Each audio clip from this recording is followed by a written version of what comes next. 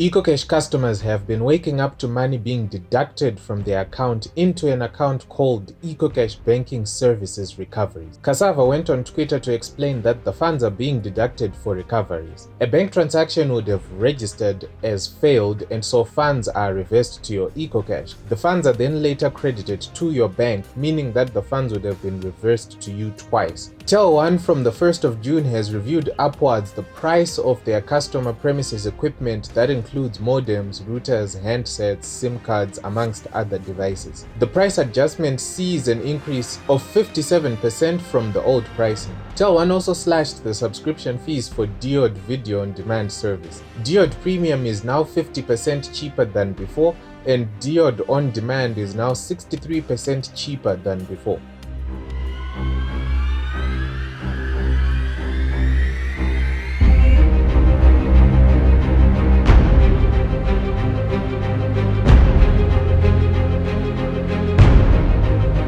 Tel1 also faced a national internet blackout on Wednesday that lasted 3 hours. The outage is said to have been caused by road construction equipment uprooting trees along the Harare-Masvingo-Beit Bridge route that resulted in some fiber cuts. ZOL has announced that it will be running a 2-week-long maintenance on their LTE Wibronics network. It will be running from the 3rd of June to the 17th of June and will be done in phases. ZESA's electricity purchasing system faced an outage on the 1st of the month, and according to ZETDC, the outage was caused by the system being overwhelmed by the large influx of payment requests. They went on to say that a number of customers believe buying electricity on the first day of the month will guarantee you the cheapest tokens, which ZETDC says is not true. The cheapest tokens are available to customers on every first purchase of a new month.